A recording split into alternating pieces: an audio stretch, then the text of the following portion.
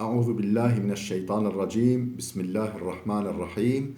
الحمد لله والصلاة والسلام على رسول الله. درس كتاب جواهر الأدب من خزائن العرب 6. نویسکار مؤلف سلیم ابراهیم صادر. ترجمه ورگر عبدالعزیز خطیب. الفصل السادس في آفات العلم. بشا ششا در حق آفات علم دا.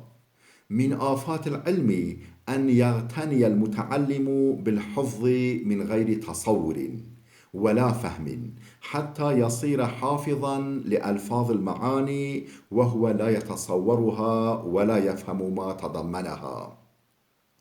يروي بغير روية ويخبر عن غير خبرة، فهو كالكاتب الذي لا يدفع شبهة ولا يؤيد حجة. جا آفات علم یک جا اوکو طلبه جبر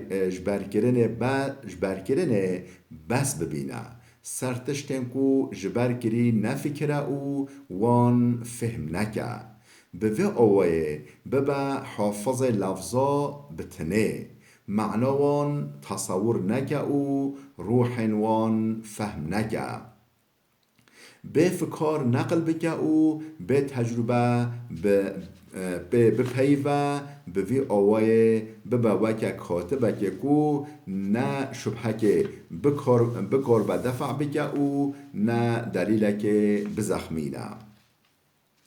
قال الشاعر: إن الرواة بلا فهم إذا حفظوا مثل الجمال عليها يحمل الودع، لا الودع ينفع حمل الجمال له ولا الجمال بحمل الودع تنتفع.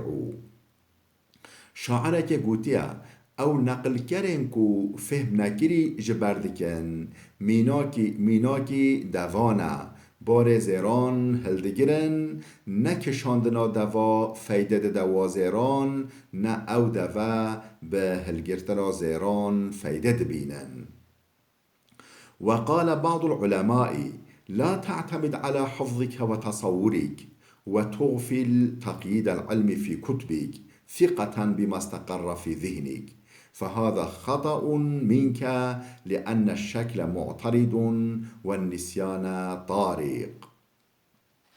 عالمه که گوتیه بلا اولهیات صرف جبر کرنه او فهم کرنه نه نبیجه کو علم ده ذهنا من دا جه گرتیه او از دفتر خدا قید ناکم اف خطایک پر مزنه چمکی التباس ممکنه او جبیرا کرن چه دبه. وقال الخليل بن أحمد: اجعل ما في الكتب رأس مال وما في القلب النفقه.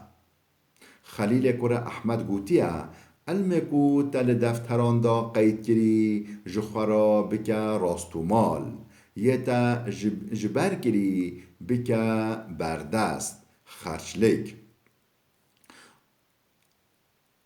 وقال آخر: قليل من العلم يستعمله العقل خير من كثير يحفظه القلب.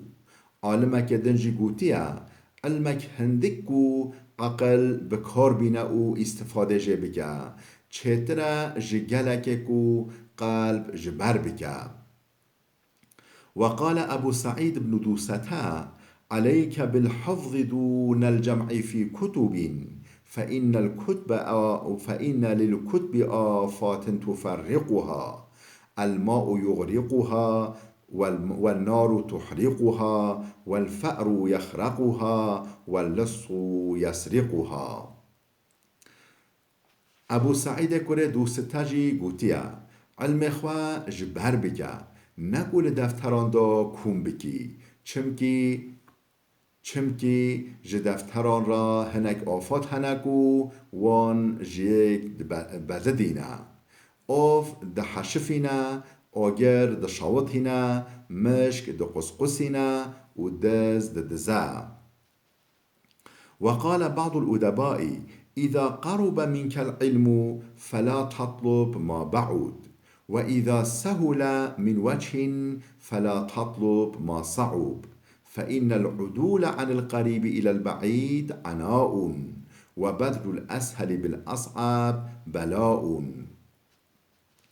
ادیبک گوتیه وقت علمک بر دستتا کتیه وی جخوا را بگیره پای یه دور نکوه با آوایه که جتا را راحت بویا پای یه زحمت نکوه چمکی هشتنای نزیک و بکتنای دور مشقته گوهرتنای راحت بی زحمت بلایا.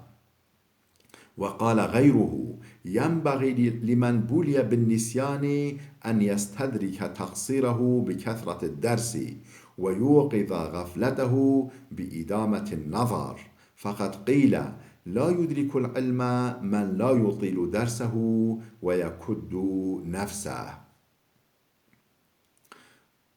یکی دنجی گوتیه او کسی که بلا جبیر کرن سرویده هبه لازمه وی که ماسیا خواه جحال را که بزیده تکرار کرنه غافلیا خواه حشیار بکه بزیده مطالعه کرنه حج وکی هاتی گوتن ناگه علمه او کسی که درش درسا خواه نشو خلا او خواه تیدا نعیشینه.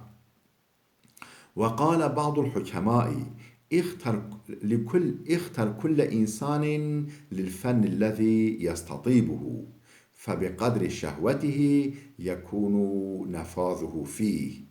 عقل مندك گوتیا هر انسانه که ببجیره جبو علمه کو حز بکه چمکی هر کس گره حز کرنا خواه لعلمه ده چه